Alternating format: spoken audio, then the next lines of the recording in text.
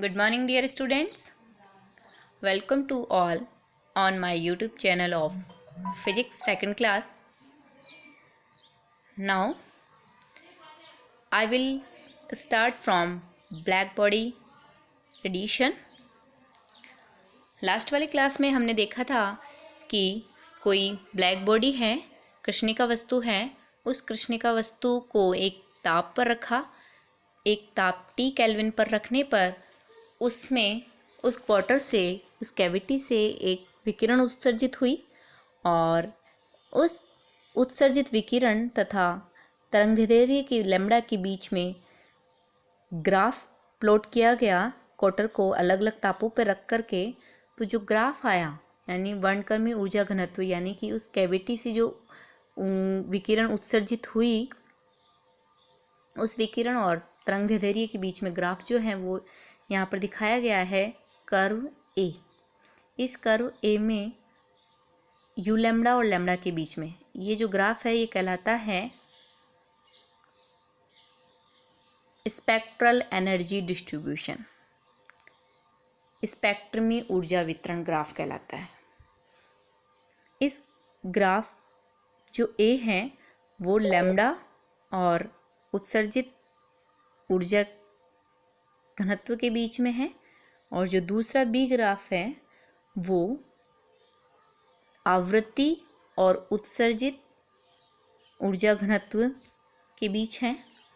इन दोनों ग्राफ को देखने पर देखते हैं हम बारीकी से। तो फर्स्ट जो ग्राफ है यहाँ पर T1 टेम्परेचर जो है उस पर ऊपर वाला ग्राफ, T2 टेम्परेचर जो है उस पर मिड वाला ग्राफ, और जो T3 टेम्परेचर है वो नीचे वाला ग्राफ है। और इस टेम्परेचर की जो वैल्यू है वो T1 greater than T2 greater than T3, यानी सबसे अधिकतम ताप T1 का, फिर T2 ताप उससे न्यूनतम, फिर सबसे कम जो ताप है T3। यानी यदि हम कैविटी को T1 ताप पे रखें तो जो ग्राफ है वो ऊपर वाले ग्राफ के समान आएगा। यदि T2 ताप पे रखें तो बीच वाले ग्राफ के समान आएगा। यदि कैविटी को T3 ताप पर रखें तो जो ग्राफ आएगा वो इस नीचे वाले ग्राफ के जैसे आएगा। और आवृत्ति इस एक ग्राफ को हम गौर से देखें तो इसमें ये देखते हैं कि जैसे जैसे ताप में वृद्धि हो रही है, यानी T3 से T1 की ओर जैसे ही जा रहे हैं, तो जो ग्राफ जो है वो उसका जो पीक है वो तरंगदैर्घ्य निम्न की ओर अग्रसर हो रहा है। और यदि आवृत्ति की बात करें, आवृत्ति जो है वो आवृत्ति और तरंगदैर्घ्य में जो रिलेशन होता है वो न्यू बराबर C अपॉन लैम्ब्डा, यानी एक दूसरे के व्युत्क्रम होते हैं आवृत्ति और तरंगदैर्घ्य। तो तरंगदैर्घ्य में जैसे जैसे ताप बढ़ रहा था ये कम तरंगदैर्घ्य की ओर अग्रसर है, जबकि आवृत्ति की हम बात करें तो ये हाई फ्रिक्वेंसी की ओर ये ग्राफ खिसकेगा। तो ये जो ग्राफ है वो ऐसे इस तरह से प्राप्त होते हैं जब कैविटी को हम अलग अलग तापों पर रखते हैं, तो उसकी तरंगदैर्घ्य या आवृत्ति तथा जो उत्सर्जित ऊर्जा घनत्व है उसके बीच में ग्राफ इस तरह से प्राप्त होता है। और इस ग्राफ से हम निम्नलिखित जो है वो कंक्लूजन निकालते हैं, निम्न निष्कर्ष निकलते हैं इस स्पेक्ट्रम में ऊर्जा वितरण ग्राफ से। पहला जो है वो ये है कि ऊर्जा वितरण वक्र सतत होता है। ऊर्जा वितरण वक्र सतत है। जैसे ग्राफ को देखने पे पता लग रहा है कि ये जो ग्राफ है वो कैसे कॉन्टिन्यूअस है। कॉन्टिन्यूअस यानी प्रत्येक ताप पर प्रत्येक तरंगदैर्घ्य के विकिरण उत्सर्जित होते हैं तथा उत्सर्जित विकिरण की मात्रा भिन्न भिन्न होती है।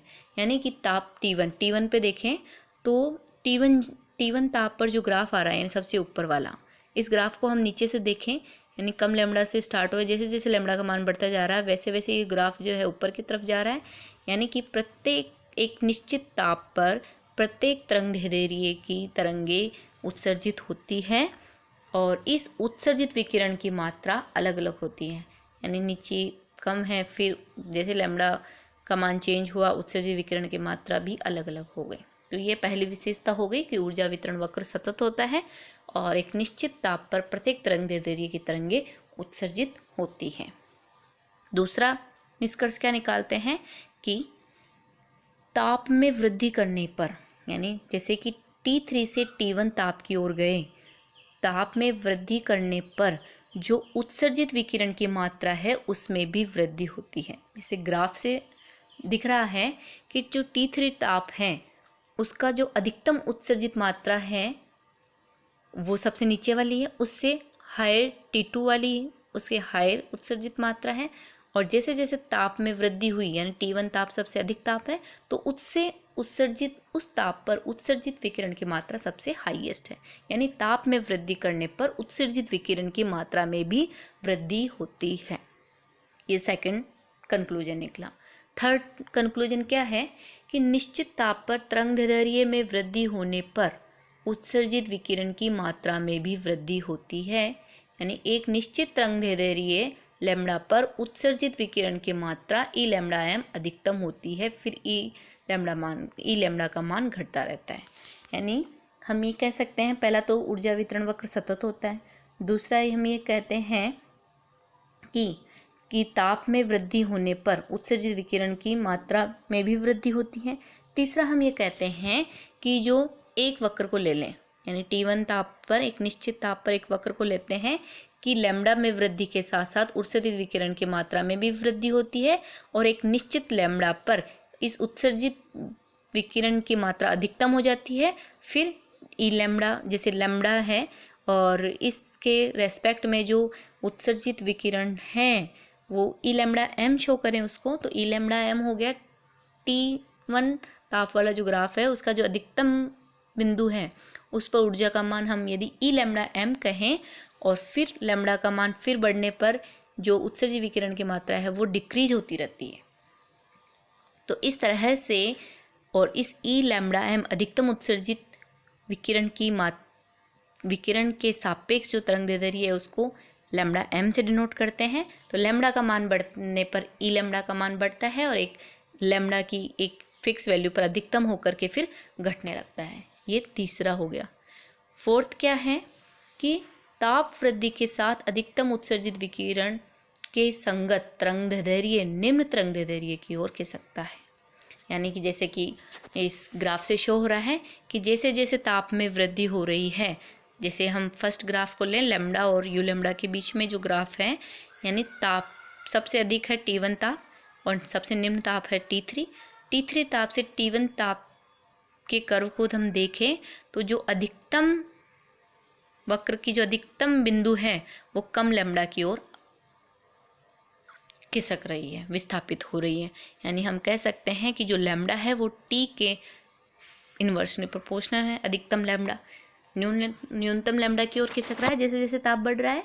तो lambda M is inversely proportional to T यानी लैम्डा एम T बराबर B कांस्टेंट, जहाँ पर जो B है वो कांस्टेंट को वीन्स कांस्टेंट वीन का नियतांक नाम दिया गया, जिसका कि जो मान है वो होता है 2.898 इंटू 10⁻³ और ये मीटर इंटू केल्विन। बी का जो यूनिट है वो यहाँ से हम निकाल सकते हैं, लैम्डा की यूनिट मीटर हो गई, टी की हो गई केल्विन। तो इसको समीकरण नंबर हम 1 दे देते हैं कि लैम्डा एम टी बराबर होता है बी कांस्टेंट। यह जो नियम है ये कहलाता है वीन का विस्थापन नियम। तो ये फोर्थ कंक्लूजन निकल गया। पांचवा कंक्लूजन ये है कि जो अधिकतम उत्सर्जित विकिरण की मात्रा है ई लैम्डा एम वो जिस ताप पर कैविटी को रखा गया है उसके 5 घात के समानुपाती होता है। E lambda M is proportional to T⁵5। छठा जो कंक्लूजन है वो ये है कि निश्चित ताप पर कृष्णिका के ऊर्जा वितरण वक्र तथा तरंगदैर्घ्य अक्ष के बीच का क्षेत्रफल कुल उत्सर्जन क्षमता के बराबर होता है। यानी कि इस कर्व में हम देखें कि जैसे T3 ताप वाला हम कर्व देखें, सबसे नीचे वाला कर्व देखें तो ये जो लाइन बन रही है यानी ई लैम्डा और ये लैम्डा एक्स के बीच में जो एरिया है वो एरिया उस ताप पर उस कृष्णिका से कुल उत्सर्जन क्षमता के बराबर होता है। यानी E बराबर integration 0 to infinite E lambda D lambda, और यह जो उत्सर्जन क्षमता है वो ताप के चतुर्थ घात के समानुपाती है। और समानुपाती का जब सिंबल हटाएंगे तो बराबर एक नया कांस्टेंट आ जाता है, तो E बराबर सिग्मा T4, जहाँ पर जो सिग्मा है वो स्टीफन कांस्टेंट कहलाता है, जिसकी का जो मान होता है वो होता है 5.67 इंटू 10⁻⁻8 वॉट पर मीटर स्क्वायर इंटू केल्विन की पावर 4। सिग्मा का मान समीकरण 2 से कैसे निकालते हैं कि जिसका मात्रक निकालना है, सिग्मा को इस तरफ ले लिया और T4 को E के नीचे दे दिया। E जो है वो ऊर्जा का मात्रक है, ऊर्जा का मात्रक है वाट पर मीटर स्क्वायर, ये शक्ति अपॉन एरिया, तो ये वॉट पर मीटर स्क्वायर, और T4 की जो मात्रक है वो केल्विन की पावर 4 हो जाएगा। इस तरह जो समीकरण नंबर 2 है वो स्टीफन बोल्ट्जमान नियम कहलाता है। तो ये 6 कंक्लूजन निकाले गए हैं कृष्णिका वस्तु के लिए, और इस कृष्णिका वस्तु को एक ताप पर रखने पर जो उसका स्पेक्ट्रमी ऊर्जा वितरण ग्राफ जो आया है, स्पेक्ट्रल एनर्जी डिस्ट्रीब्यूशन कर्व जो आया है, उसमें ये जो पॉइंट्स हैं, हमने 1 से 6 तक जो पॉइंट्स डिस्कस किए गए हैं वो पाए गए हैं।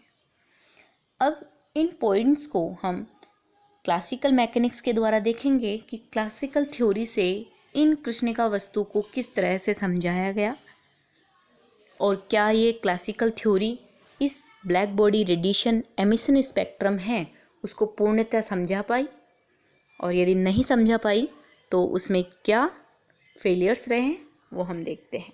तो सबसे पहले हम चिरसम्मत सिद्धांत पे यानी क्लासिकल थ्योरी पर आधारित कृष्णिका विकिरण वितरण का नियम देखते हैं। तो कृष्णिका वितरण नियम में पहला जो आता है वो विन्स रेडिएशन लॉ है, विन्स विकिरण नियम। विन विकिरण नियम ये है क्लासिकल थ्योरी के अनुसार। क्लासिकल थ्योरी के अनुसार विन ने ऊष्मागतिकी के आधार पर ये बताया कि लैम्ब्डा तथा लैम्ब्डा प्लस डी लैम्ब्डा तरंगदैर्ध्य परास के मध्य कृष्णिका वस्तु से जो स्पेक्ट्रम में उत्सर्जन क्षमता है ई लैम्ब्डा, उसका जो मान है वो होता है ई लैम्ब्डा डी लैम्ब्डा बराबर ए अपॉन लैम्ब्डा की power 5 F lambda T D lambda, और इसका जो मात्रक है वो है वॉट पर मीटर स्क्वायर, जहाँ पर एफ लैम्ब्डा टी जो है इस फंक्शन ऑफ लैम्ब्डा टी का कोई फलन है। तो ये बताया है वीन ने कि ऊष्मागतिकी सिद्धांत को यूज़ में लेते हुए कि किसी कृष्णिका वस्तु से जो उत्सर्जन क्षमता है वो लैम्ब्डा की पावर 5 के तो व्युत्क्रमानुपाती होगी, और एफ लैम्ब्डा टी को एक फंक्शन है लैम्ब्डा टी का, उसके समानुपाती होगी। एफ लैम्ब्डा टी का मान ज्ञात किया।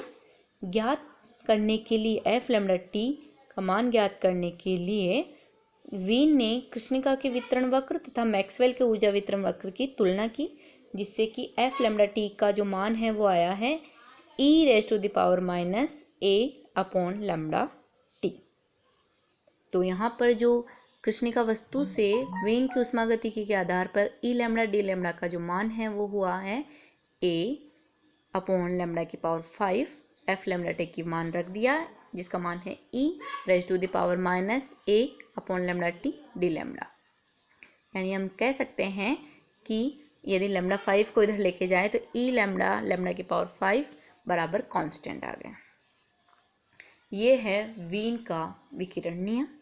वीन का विकिरण नियम क्लासिकल मैकेनिक्स को यूज में लेते हुए उसने ये नियम दिया कि कृष्णिका वस्तु को T ताप पर रखने पर उस वस्तु से जो उत्सर्जित विकिरण होगी उसका जो मान है वो लैम्ब्डा की पावर 5 के तो व्युत्क्रमानुपाती होगा और e की पावर -a लैम्ब्डा टी के समानुपाती होगा। अब हम देखते हैं कि ये सही है या नहीं है।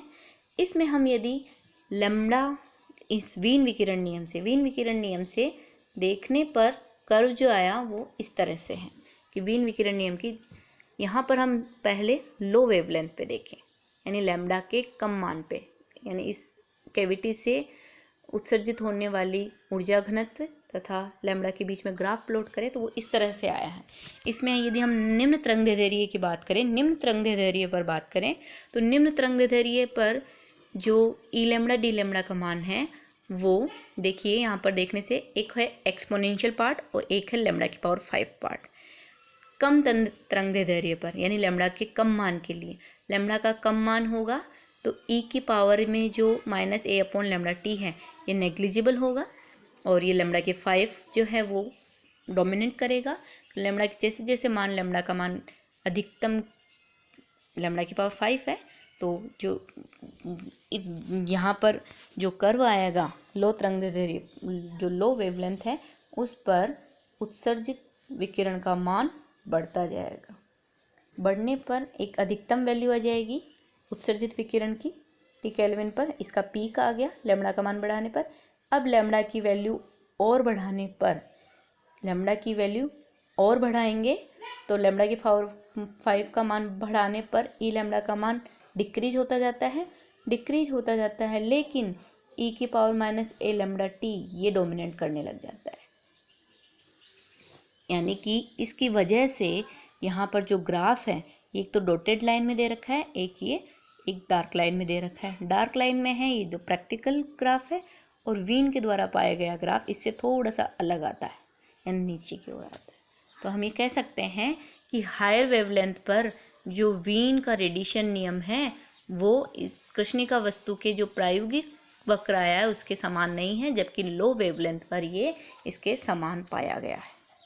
तो वीन का विकिरण नियम की जो असफलता है वो ये है कि वीन का विकिरण नियम अधिक तरंगदैर्ध्य पर कृष्णिका वितरण ग्राफ को समझाने में असफल रहा, जबकि लो वेवलेंथ पर कम तरंगदैर्ध्य पर विकिरण नियम के द्वारा कृष्णिका के ऊर्जा वितरण ग्राफ को समझाया जा सकता है।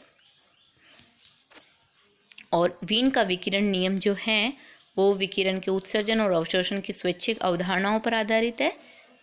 यानी वीन ने जो क्लासिकल मैकेनिक्स के जो 2 पॉइंट्स लिए हैं वो ये हैं कि विकिरण की तीव्रता जो है वो क्वार्टर में स्थित दोलकों की संख्या के समानुपाती होती है।